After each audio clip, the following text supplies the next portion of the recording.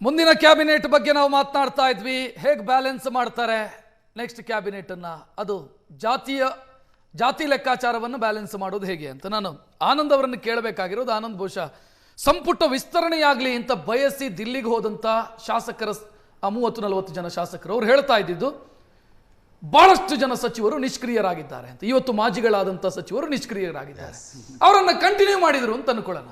ಆ ಶಾಸಕರದ ಕತೆ ಏನು? ಆ ಶಾಸಕರು ಸುಮ್ಮನೆ ಇರ್ತಾರ? ಅದನ್ನು ಹೇಗೆ ಮ್ಯಾನೇಜ್ ಮಾಡ್ತಾರೆ? ಎಸ್, ನಾವು ಕಳೆದ 3 ವರ್ಷಗಳ ಅವಧಿಯಲ್ಲಿ ಈ ಸಚಿವರ ಕಾರ್ಯವೈಖರಿಯನ್ನು ಗಮನಿಸ್ತಾ ಇದ್ದರೆ ನಾನು ಯಾವಾಗಲೂ ಕೂಡ ಅಬ್ಸರ್ವ್ ಮಾಡ್ತಾ ಇರ್ತೇನೆ. ಬಹುತೇಕ ಸಚಿವರು ಏರ್ಪೋರ್ಟ್ ಇರತಕ್ಕಂಥ ಜಿಲ್ಲೆಗಳಿಗೆ ಸೀಮಿತವಾದಂಥ ಪ್ರವಾಸಗಳನ್ನು ಮಾಡ್ತಾರೆ. ಅಲ್ಲಿಗೆ ಮುಗಿತು ಅವರು ಎಷ್ಟು ಆಸಕ್ತಿ ಇದ್ದಾರೆ ಅಂತ. ಎರಡನೇದಾಗಿ ವಿಧಾನಸೌಧದಲ್ಲಿ ಕೂತ್ಕೊಂಡು ಸಾರ್ವಜನಿಕರನ್ನು ಭೇಟಿ ಮಾಡ್ತಕ್ಕಂಥ ಒಂದು ಪ್ರಾಮಾಣಿಕ ಪ್ರಯತ್ನ ಕೂಡ ಹಲವು ಸಚಿವರುಗಳು ಮಾಡಿಲ್ಲ. ಉದಾಹರಣೆಗೆ ಮಲ್ಲಿಕಾರ್ಜುನ್ ಅವರು ಒಂದು ಪ್ರಮುಖವಾದ ಸಭೆ ನಡೆಸಿರ್ತಕ್ಕಂಥ ಉದಾಹರಣೆಗಳೇ ಇಲ್ಲ. ಆದರೂ ಅವ್ರ ಮಗನಿಗೆ ಟಿಕೆಟ್ ಕೊಟ್ಟರು.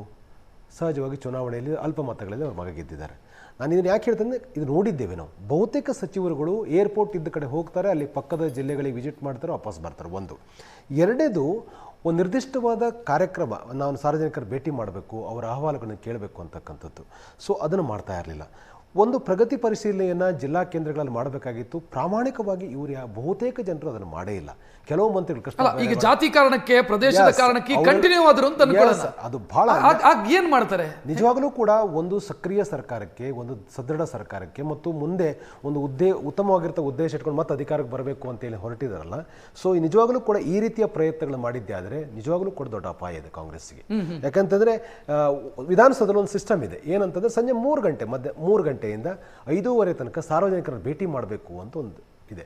ಅವರು ಬಹಳ ದೂರದಿಂದ ಬರ್ತಾರೆ, ಚೀಟಿ ತಗೊಳ್ತಾರೆ, ಒಳಗಡೆ ಬರ್ತಾರೆ, ಮಂತ್ರಿ ಕೊಠಡಿ ಮುಂದೆ ಕಾಯ್ತಾ ಕೂತಿರ್ತಾರೆ.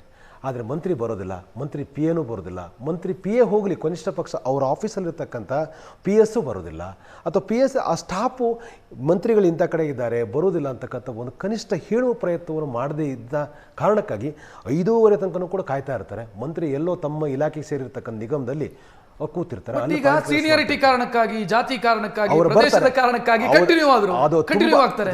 ಅವರು ಯಾಕೆಂತಂದ್ರೆ ಜಾತಿಯ ಕಾರಣಕ್ಕಾಗಿ ಅಥವಾ ಶ್ರೀಮಂತಿಗೆ ಕಾರಣಕ್ಕಾಗಿ, ಮುಖ್ಯಮಂತ್ರಿಯ ಎಡಬಲದಲ್ಲಿ ಇರುವಂಥ ಕಾರಣಕ್ಕಾಗಿ, ಬಿಲ್ಡಪ್ ಕಾರಣಕ್ಕಾಗಿ, ಅಥವಾ ಹೈಕಮಾಂಡ್ ಯಾರನ್ನೋ ಮ್ಯಾನೇಜ್ ಮಾಡಿದ ಕಾರಣಕ್ಕಾಗಿ ತಿರ್ಗಾ ಅವರು ಸಚಿವ ಸಂಪುಟಕ್ಕೆ ಬರ್ತಾರೆ.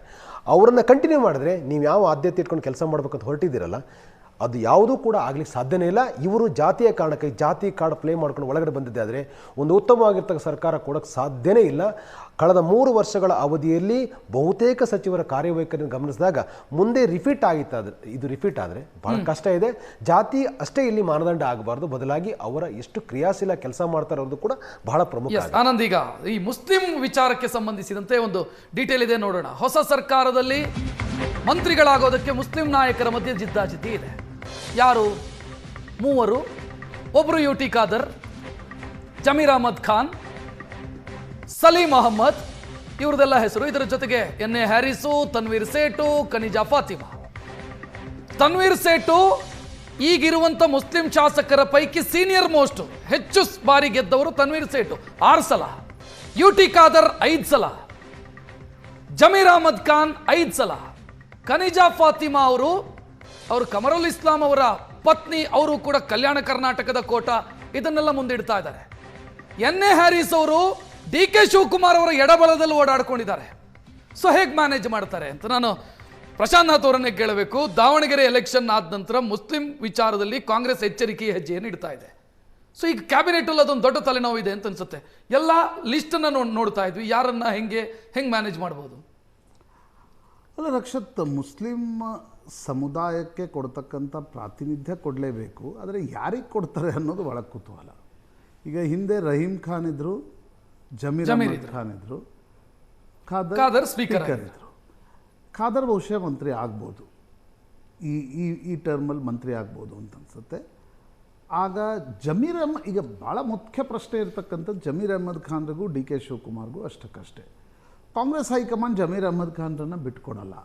ಆದರೆ ಸಿದ್ದರಾಮಯ್ಯನವರ ಸರ್ಕಾರದಲ್ಲಿ ಯಾವ ರೀತಿಯಾಗಿರ್ತಕ್ಕಂಥ ಒಂದು ಸ್ಥಾನಮಾನ ಇತ್ತು, ಆ ಸ್ಥಾನಮಾನ ಜಮೀರಿಗೆ ಕಂಟಿನ್ಯೂ ಆಗುತ್ತಾ ಇಲ್ವಾ? ಯಾಕಂದರೆ ಉಳಿದವ್ರಿಗಿಂತ ಜಮೀರ್ಗೊಂದು ಪಾಪ್ಯುಲಾರಿಟಿ ಇಡೀ ಕರ್ನಾಟಕದಲ್ಲಿದೆ. ಸಮುದಾಯದಲ್ಲೂ ಪಾಪ್ಯುಲಾರಿಟಿ, ಸಮುದಾಯದಲ್ಲೇ ಪಾಪ್ಯುಲಾರಿಟಿ ಇದೆ. ನಾನು ಹೇಳಿದ ಹೊರಗಡೆ ಎಷ್ಟಿದೆ ಅನ್ನೋದಿಲ್ಲ, ಸಮುದಾಯದಲ್ಲೂ ಒಂದು ಪಾಪ್ಯುಲಾರಿಟಿ ಇದೆ. ಹೀಗಾಗಿ ಸಲೀಂ ಅಹ್ಮದ್ ಕೂಡ ಕ್ಯಾಬಿನೆಟಲ್ಲಿ ಬರಬೇಕು ಅಂತಾರೆ, ರಿಜ್ವಾನ್ ಅರ್ಷದ್ ಕೂಡ ನಾನು ಕ್ಯಾಬಿನೆಟಲ್ಲಿ ಇರಬೇಕು ಅಂತಾರೆ, ರಹೀಮ್ ಖಾನ್ ಕೂಡ ಈಗ ನಾನು ಮರಳಿ ಕ್ಯಾಬಿನೆಟಲ್ಲಿ ಬರಬೇಕು ಅಂತಾರೆ. ಸೊ ಹೆಂಗೆ ಇದನ್ನು ಬ್ಯಾಲೆನ್ಸ್ ಮಾಡ್ತಾರೆ. ಬಟ್ ಎಲ್ಲದಕ್ಕಿಂತ ಮುಖ್ಯವಾಗಿ ಜಮೀರ್ ಅಹ್ಮದ್ ಖಾನ್ ಮತ್ತು ಡಿ ಕೆ ಶಿವಕುಮಾರ್ ನಡುವೆ ಏನು ಆಕ್ರಿಮೋನಿಯಲ್ ರಿಲೇಷನ್ಸ್ ಇದೆ, ಅದು ಒಂದು ವೇಳೆ ಪ್ಯಾಕ್ಟಾಗಿ ಬದಲಾದರೆ ಏನು ಅಥವಾ ಇನ್ನಷ್ಟು ಜಗಳ ಆದರೆ ಏನು ಅಂತಕ್ಕಂಥದ್ದು 28ರ ಚುನಾವಣೆ ಮೇಲೆ ಪರಿಣಾಮ ಬೀರತಕ್ಕಂಥ ಒಂದು ಅಂಶ ಅದು. ಮುಸ್ಲಿಂ ಕಮ್ಯುನಿಟಿ DCM ಆಗುವಂಥ ಸಾಧ್ಯತೆ ಎಷ್ಟಿದೆ ಅಂತ ಹೈಕಮಾಂಡ್, ನಾನು ಅದು ಹೇಳಿ ಹೈಕಮಾಂಡ್ ಹೆಂಗೆ ಯೋಚನೆ ಮಾಡುತ್ತೆ ಅಂತಕ್ಕಂಥದ್ದು. ಈಗ ಫಾರ್ ಎಕ್ಸಾಂಪಲ್ ನಾನು ಹೇಳಿದ್ದೀನಿ, ಈಗ ಸತೀಶ್ ಜಾರಕಿಹೊಳಿ ಸ್ವತಃ ಮುಖ್ಯಮಂತ್ರಿಗಳ ಪುತ್ರ ಆಗ ಹೇಳಿದರು, ಯತೀಂದ್ರ ಅವರು ಹೇಳಿದರು, ಜಾರಕಿಹೊಳಿ ಈಸ್ ಉತ್ತರಾಧಿಕಾರಿ ಆಫ್ ಸಿದ್ದರಾಮಯ್ಯ ಅಹಿಂದ ಸಮುದಾಯದ ಹೋರಾಟಕ್ಕೆ ಸಂಬಂಧಪಟ್ಟಂತೆ. ಈಗ ಜಾರಕಿಹೊಳಿಯವರನ್ನು ಹೇಗೆ ಈ ಇಡೀ ಹೊಸ ವ್ಯವಸ್ಥೆಯಲ್ಲಿ ಜಾರಕಿಹೊಳಿ ಪಾತ್ರ ಏನು?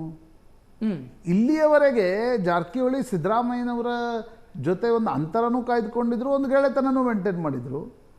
ಪಾರ್ಟಿ ಪಾಲಿಟಿಕ್ಸ್ನಲ್ಲಿ ಅವ್ರಿಗೊಂದು ಬಹಳ ಮಹತ್ವ ಬಂತು. ಬಟ್ ಈಗ ಮುಂದಿನ ವ್ಯವಸ್ಥೆಯಲ್ಲಿ ನೋಡಿ, ಒಂದು ಡಿ ಕೆ ಶಿವಕುಮಾರರ ವರ್ಕಿಂಗ್ ಸ್ಟೈಲ್ ಇದೆ. ನೀವು ಎಷ್ಟೇ ಅವ್ರದ್ದು ಪ್ರಯತ್ನ ಪಟ್ಟರು he wants to take a independent decisions.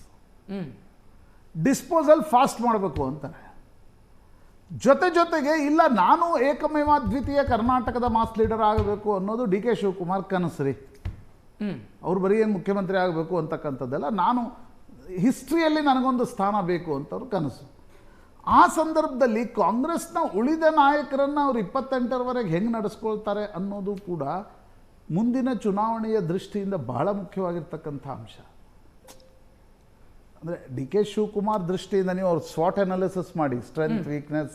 ಅವ್ರ ಸ್ಟ್ರೆಂತ್ ಏನು? ಅವರ ಅಗ್ರೆಸಿವ್ನೆಸ್.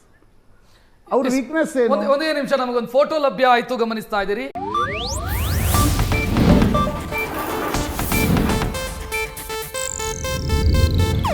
ಇದು ಏಷ್ಯಾನೆಟ್ ನ್ಯೂಸ್ ನೆಟ್ವರ್ಕ್ ಪ್ರಸ್ತುತಿ.